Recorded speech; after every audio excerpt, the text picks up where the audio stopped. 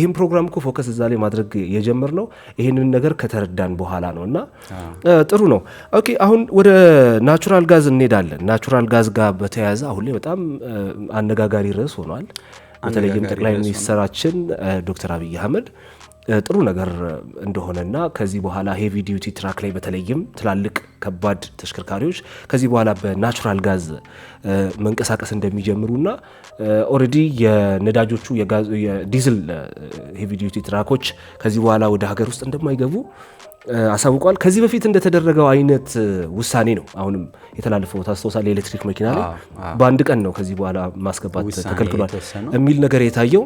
ዞሮ ዞሮ ግን በዚህ ጉዳይ ብዙ ማነጋገሪያ ሆኗል ጉዳዩና እስቲ አንዳንድ ነገር እንስጣቸው። ሲኤንጂ ምንድነው?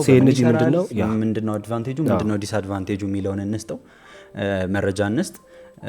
በዚህቹ ጠቀስ ለማድረግ ያክል ከኖቬምበር 1 ጀምሮ ኤንዝ አውቶሞቲቭ ኮንሰልቲንግ ኤሌክትሪክ ሃይብሪድ ሬንጅ ኤክስቴንደር እና ፊውል ቬሂክል ይመረምር የነበረ ሲሆን እስካሁን ድረስ ከኖቬምበር 1 ጀምሮ ሲኤንጂ ቬሂክሎችን በቀዳማዊነት መመርመር ይጀምራል። ማሽኖቹን ኖቬምበር 1 አስገብተን ስራ እንጀምራለን የሚለውን መግለጽ እንፈልጋለን።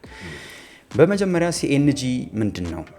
ኮምፕረስድ ናቹራል ጋዝ ነው። ኮምፕረስድ ናቹራል ጋዝ የተባለው ናቹራል ጋዙ ምንድን ነው? ከክሩድ ኦይል ኤክስትራክት የሚደረግ CH4 የሚባል የኬሚካል ኢኩዌሽን ያለው ፍሌመብል ፓወር ሊያመነጭ የሚችል በውስጡ ብዙ ኤሌክትሮኖች የጣመቀ ሃይድሮካርበን የካርቦን እና የሃይድሮጅን ቅልቅል ያለው ሚቴን የሚባል ጋዝ ነው። ይሄ ሚቴን ጋዝ እንዴት ነው የሚሰራው? ልክ እንደ ፊውል ታንከር አለው። አንደር ቻንሲስም ሊሆን ይችላል ያ ስቶርድ የሚደረገው። ከዛ ደግሞ የእቃ መጫኛ ካርጎ ውስጥም ሊሆን ይችላል የሚያዘው። ኢንጀክተር አለው። ከኤር ኤንድ ፊውል አንድ ላይ ኢንጀክት ይደረጋል። ኢንቴክ ስትሮክ ይኖረዋል፣ ኮምፕረስ ስትሮክ ይኖረዋል፣ ፓወር ስትሮክ ይኖረዋል፣ ኤግዞስት ስትሮክ ይኖረዋል። ልክ እንደ ነዳጅ መኪና ማለት ነው። ከነዳጅ መኪና ለስ ፓወር ፐርፎርም ያደርጋል። ያ ማለት ለሲቲ ዩዝ መኪኖች ነው እንጂ የሚሆነው ሞስት ላይክሊ ከቶርክ ጋር የተያዙት የስራ መኪኖች ቃጭ ነው የሚንቀሳቀሱ መኪኖች ላይ ኢፌክቲቭ ይሆናል ብለን አናምንም። ከዛ በተጨማሪ ባይፊውል ደግሞ የሚባሉ ቬሂክሎች አሉ። በነዳጅም በኮምፕረስድ ናቹራል ጋስም የሚሰሩ እነዚህ መኪኖች ኢትዮጵያ ሲገቡ የዛሬ 20 ምናምን ዓመት ወያኔ ዴክስ ተብለው የሚጠሩት እንትኖች ኮምፕረስድ ናቹራል ጋዝ በኢሮፕ ስታንዳርዶቹ ነበራቸው። ኮምፕረስድ ናቹራል ጋዝ ከፊውል ጋር ባይፊውል ሆኖ ይገቡ ነበር። በጣም ጥቂት አሉ፣ አሁንም መንገድ ላይ ያያቸዋለሁ።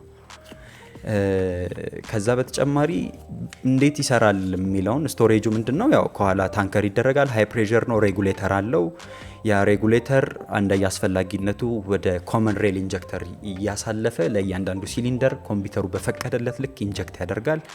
ከዛ በተጨማሪ ያ ኮምፕረስድ የሆነውን ጋዝ ከአየር ጋር የገባውን ሚቴን ስፓርክ ሲደረግበት ወይም ካንዴላ እሳት ሲሰጠው የሚጠበቀው ፓወር ይለቃል። ከዛ በተጨማሪ ኬሚካል ኢኩዌሽኑን ስንረዳው ምንድነው? ሚቴን CH4 አለን፣ ኦክሲጅን እና ካርቦን ዳይኦክሳይድ ውስጡ አለ። ከዛ ሃይድሮጅን፣ ሁለት የሃይድሮጅን ሞለኪውሎች አብረውታሉ። ያ ማለት አውትፑቱ ካርቦን ዳይኦክሳይድ እና ውሃ ነው ባጭሩ። ያ ማለት ለስ የሆነ ኢሚሽን አለው። የአየር ብከላው ላይ የተሻለ ፐርፎርም ማድረግ ይችላል ከፊውል ፐርፎርማንስ። ሞር አይበክልም፣ አየሩን የበከል ነገሩ ዝቅ ያለ ነው እንደማለት ነው። በምን ያክል ፐርሰንት አትለኝም? ፐርሰንቶች ይኖራሉ። እስከ 80% ነው የሚቀንሰው። ካርቦን ዳይኦክሳይድ ላይ ካርቦን ሞኖክሳይዱን እስከ 80%፣ ካርቦን ዳይኦክሳይድ እስከ 25% ይቀንሳል። ከዛ ይሄ የሊድ እና የሰልፈር ኢሚሽኑ ደግሞ ኦልሞስት ዜሮ በሚባል ደረጃ ይወርዳል ማለት ነው። ከዛ ውጪ እንደ ዲዝል ፓርቲኩሌት ፊልተር የመሳሰሉ ነገሮች አያስፈልጉትም። ምክንያቱም ይሄ ፓርቲኩሌት እንደ ብናኝ ይሄ ዲዝል በኃይል ነዳጅ ስትረግጠው እኮ እንደ ከሰሉል ነገር ነው ላይ ይተፋል ዲዝል ፓርቲኩሌቱ ማለት ነው። እንደዛ አይነት ነገር ስለማይኖረው ሳምባል የሚያደርሰው እንትን በጣም ለስ ይሆናል። ከኢሚሽን አንጻር ጥሩ ፐርፎርም ያደርጋል። ከፊውል ኮንስት አንጻር ጀነራሊ እንደ ግሎባል ስናየው ከ30 እስከ 50% ከቤንዚን እና ከናፍጣ ዋጋ ከ30 እስከ 50% ዋጋው ይቀንሳል።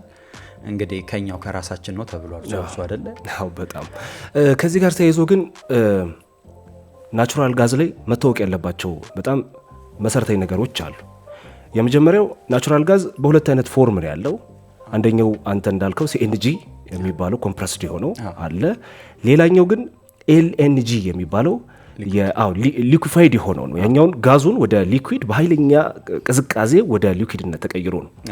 በነገራችን ላይ ሞር ኢፊሸንት ነው፣ ምክንያቱም የሚቴኑን ኤሌክትሮን ሞለኪውሎች ኮምፕረስ ስለሚያደርጋቸው በትንሽዬ ፉዩል ብዙ መጓዝ ይችላል። እንደውም ይህ የሊኩፋይድ የሆነው እንደ ከዲዝል ጋር ተመሳሳይ ነው ይባላል። እስከ 3000 ኪሎ ሜትር አንድ ጊዜ ፊውል ታንኩን ሞልተኸው መንቀሳቀስ ትችላለህ ሊኩፋይድ ሲሆን እና ሊኩፋይዱ ሞር ተመራጭ የሚሆነው ለሄቪ ዲዩቲ ትራክ ማለትም ለከባድ መኪኖች ነው። ልክ ነህ። ሲኤንጂ የሚባለው ደግሞ አጫጭር ርቀት ለሚጓዙ ለሲቲ ዩዝ የሆኑ ተሽከርካሪዎች ነው ሞር በጣም አሪፍ የሚሆነው ሲኤንጂው ማለት ነው። ሲኤንጂውን ለከባድ መኪኖች መጠቀም አትችልም። የኢትዮጵያ መንግስት እንደተረዳ ነው ከሆነ ግን ከመግለጫውም እንደምናነበው ይህንን የናቹራል ጋዝ አማራጭ መጠቀም የፈለገው ለሄቪ ዲዩቲ ትራክ ነው። ለከተማ አገልግሎት የኤሌክትሪክ መኪኖችን ነው ለመጠቀም ሀሳብ ያለው የመንግስት ሀሳብ እንደተረዳሁት ከሆነ። ነገር ግን ይህንን ከመረዳታችን ጋር ተያይዞ ግን ቢያንስ ወሳኝ የሚባሉት ተቋማት የትኞቹ ናቸው የሚለው ነገር በጣም ወሳኝ ይመስለኛል። የዚህ ኤሌክትሪክ መኪኖች ላይ ወሳኝ የሚባሉት ተሽከርካሪዎች እነ ቢዋይዲ ናቸው፣ እነ ኒዮ ናቸው እንደምንለው ሁሉ የሲኤንጂ ኦር ደግሞ የናቹራል ጋዝ ላይ በጣም ወሳኝ የሚባሉ ከቻይና ላይ በጣም ተጽዕኖ መፍጠር የሚችሉ በነገራችን ላይ ቻይና ይሄ ናቹራል ጋዝ ክምችት የላትም፣ ግን እነዚህ ተሽከርካሪዎች አሏት። 5 ተሽከርካሪዎች በጣም ትላልቅ የሚባሉ ናቸው በቻይና። አንደኛው ፉቶን ነው።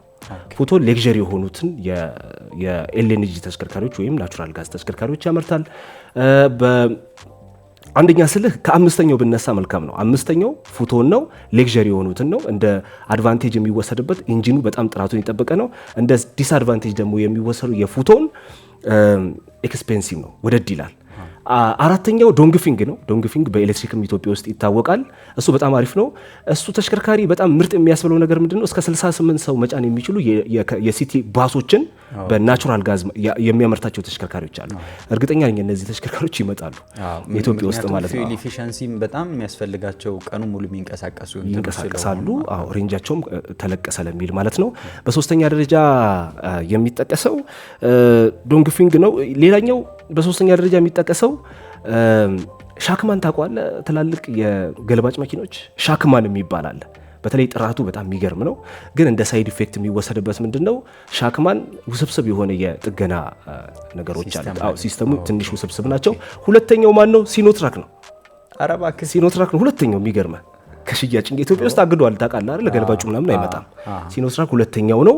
እርግጠኛ ነኝ ይፈቀዳል። በነገራችን ላይ ይሄ ጉዳይ ከታወቀ ከስንት ቀን በኋላ የኢትዮጵያ መንገድ ትራንስፖርት መግለጫ ወጥቷል። ሲኖትራክ ይሄንን ስህተት የነበረውን እያስተካከለ ነው የሚል መግለጫ ይቻለውና አሁን ቀጣይ ተፈቅዷል መባሉ አይቀርም። ከዚህ ከናቹራል ጋር ተያይዞ ሁለተኛ ነው በነገራችን በሽያጭ በቃ ለምን ይታወቃል። ርካሽ ናቸው ረጅም ጊዜ እና ከባድ መኪና ማነው ከባድ ስራ መስራት ይችላል። አንደኛው ፋው ይባላል። ፋው ታውቀዋለህ? ጂንፋንግ ነው። ጂንፊንግ የሚባል ሌላ ሰብራንድ አለው እዚህ ናቹራል ጋዝ ላይ ማለት ነው። እና እሱ በዋናነት አንደኛውን ደረጃ ይዞታል። ይህንን ይመስላል። ያው ጥቆማ ለመስጠት ያክል ነው ለአድማጮቻችን።